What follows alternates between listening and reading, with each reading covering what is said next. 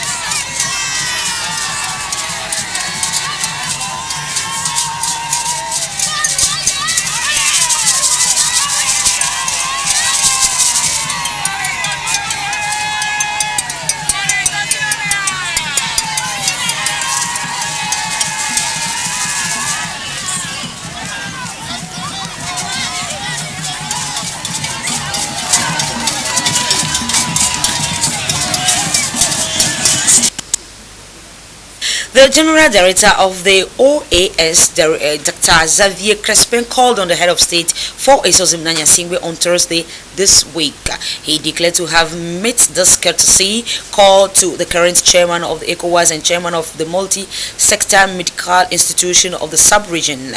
He furthermore said to have made a report on the activities to him. Dr. Xavier Crespin added that he was also in Lomé for the validation of the strategy plan of the West African Health Organization, a document that will lay the basis of a quality laboratory research work in the West African countries. The West African Health Organization validated its strategy plan for the health security of populations of the ECOWAS. The event took place during a workshop organized in Lomé by laboratory experts, assistants, and doctors from the 15 West African countries. Serge Taston with the report. Faced with epidemic diseases owing to its poor health system, the latest in date being the Ebola hemorrhagic fever in 2014, an ECOWAS strategic plan was drawn in the domain of laboratory activities. This ECOWAS strategic plan was adopted for the well-being of populations of West Africa sub-region. The ECOWAS strategic plan and the regional laboratories network gives us the opportunity to be able to do that as a region. So the various health systems in the different countries have different laboratories that are prepared to face epidemic outbreaks, especially the hemorrhagic fevers like Ebola, like Lassa fever, like dengue. And to do that, the laboratories must be prepared to be able to do the work efficiently and effectively. If they don't do it effectively, even though we have the health systems and the laboratories, there could be epidemic outbreaks that we cannot contain. First of all, we can't even prevent them, and then we can also respond to the outbreaks. The Lomé workshop will equip the 15 member states of the ECOWAS with diverse strategic acts. For this workshop, there are many strategic things that will be looked at. One of the key ones is surveillance.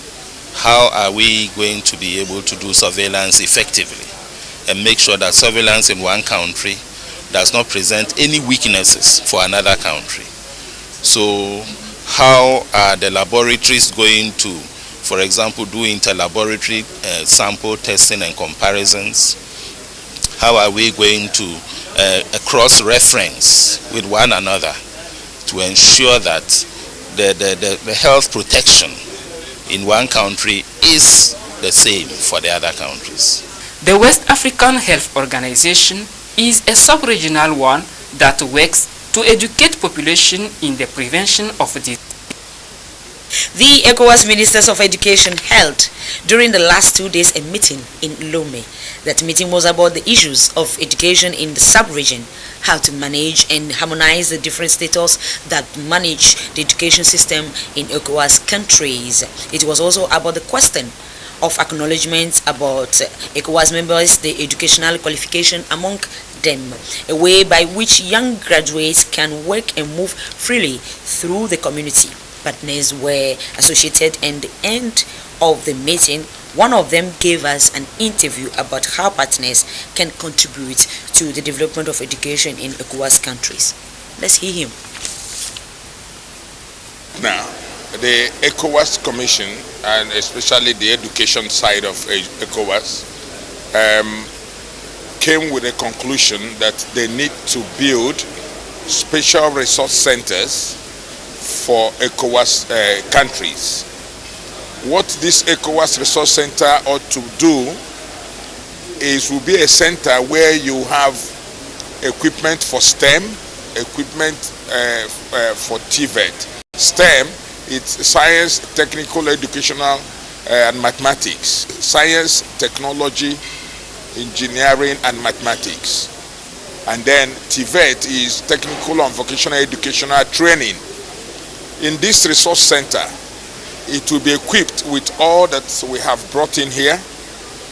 All that we have brought in here is meant to train every teacher in every country on science and mathematics and technology subjects. For the teachers to go back and teach the small children in primary school, secondary school, and then also in the technical education. ECOWAS, for the first, one of the things they want to do now is to do downstream approach.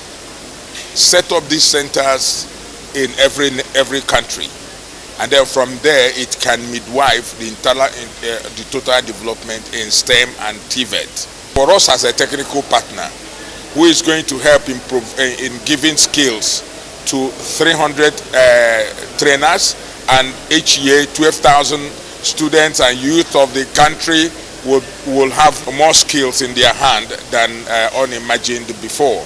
So we are going to put a lot of things on our sacrifice. Grain de Sel celebrated 4 years of its existence in the 2 universities of Togo.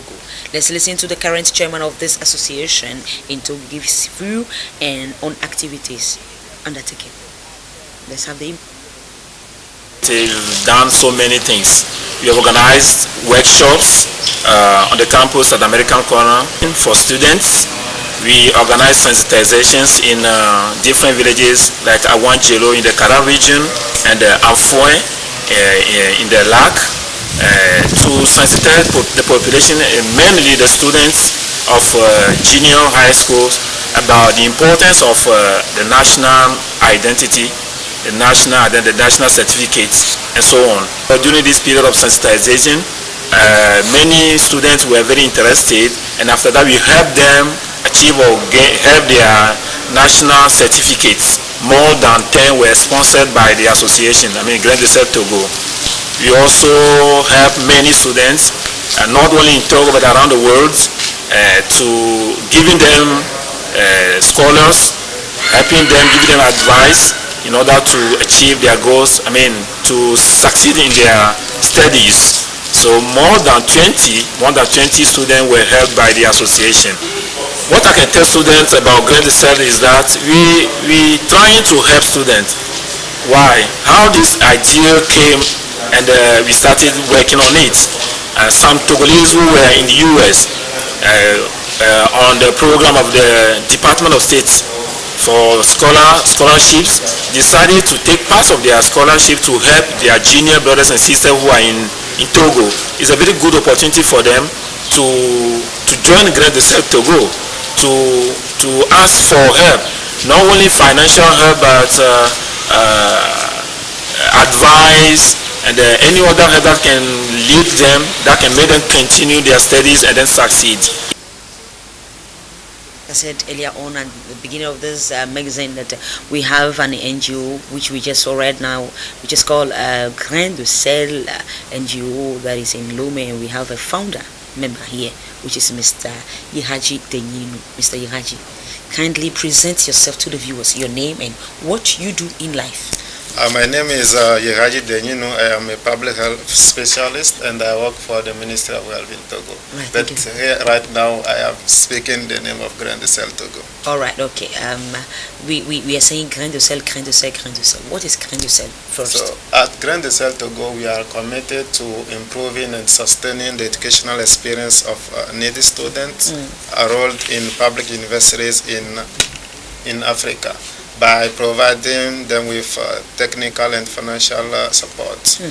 We also provide coaching through electronic platforms, online teaching, and workshops whenever needed.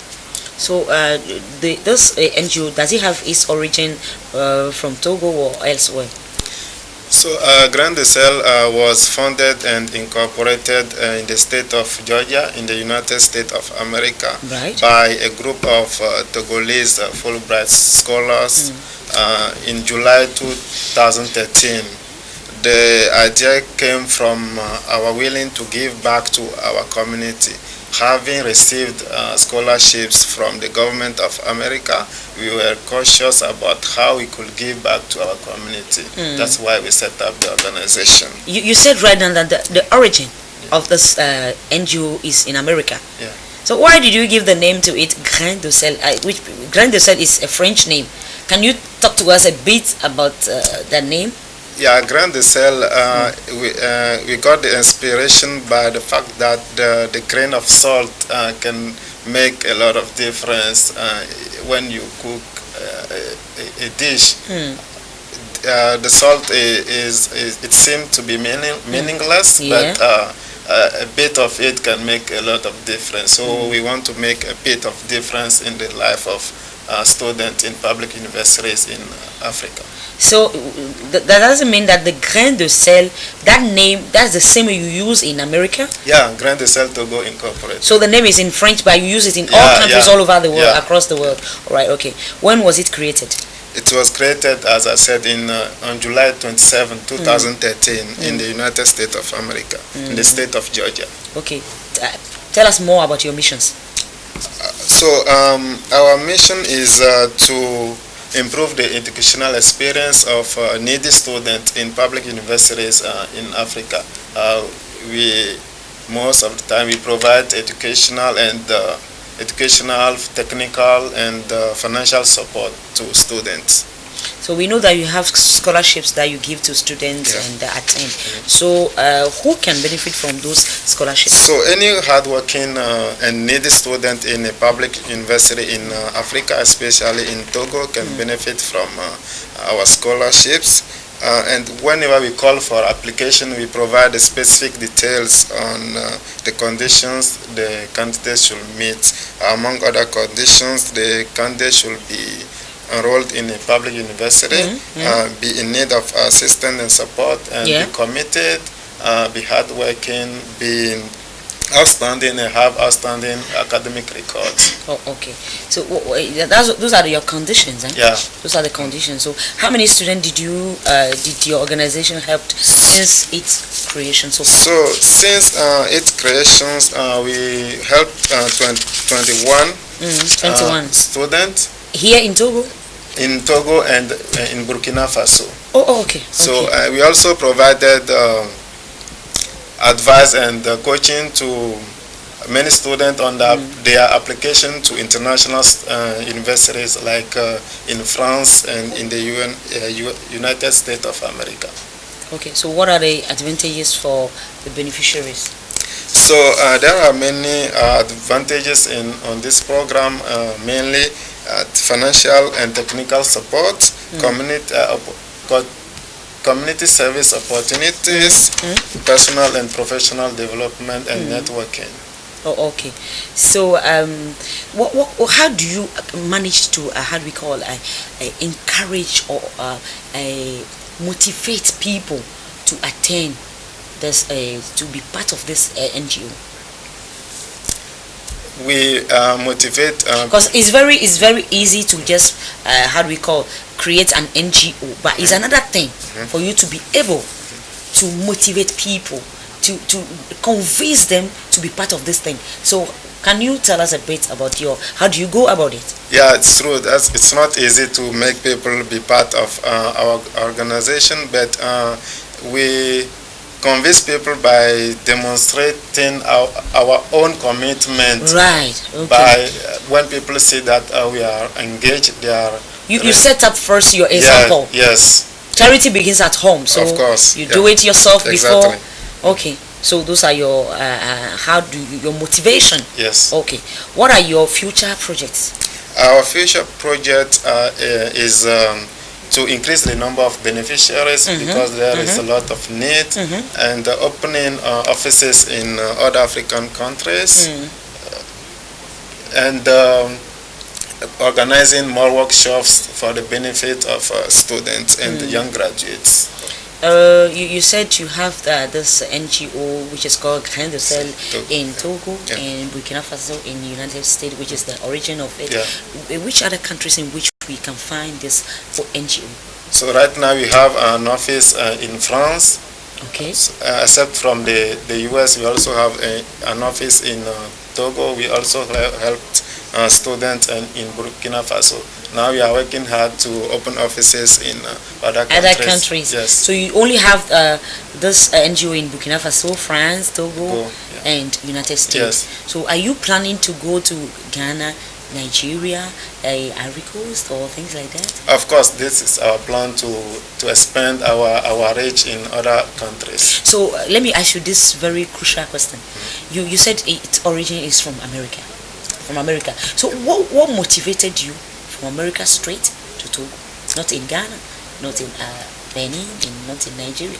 So as I said earlier, it was created by Togolese Fulbright scholars in the United States. Okay, so he thought that we should benefit from it first. Yeah. Oh, okay. So when we are studying in the US, we got the idea to do something to help our fellows citizens in Togo.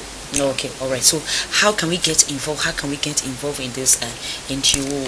So one can get involved in Sel Togo by several means. One can choose to sponsor or coach a student, or being a pen friend with a student, or giving educational supplies to a student like books, laptops, or visiting Togo, visiting grantees, supporting them, giving them advice, participating in leadership activities, providing financial support to Sel. That also can help, or sharing the word about Sel. Right. Oh, okay.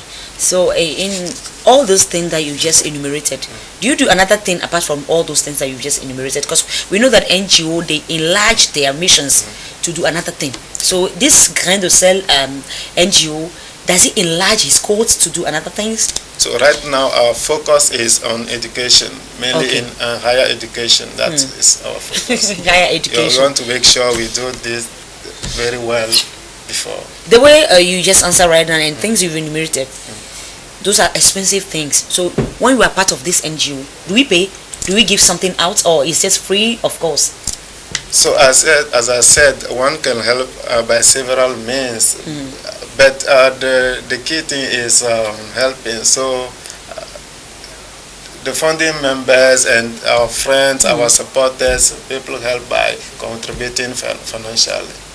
But one can also help in other means by providing help, providing educational supplies to students. So giving out, paying money or giving out money is not a compulsory thing in this.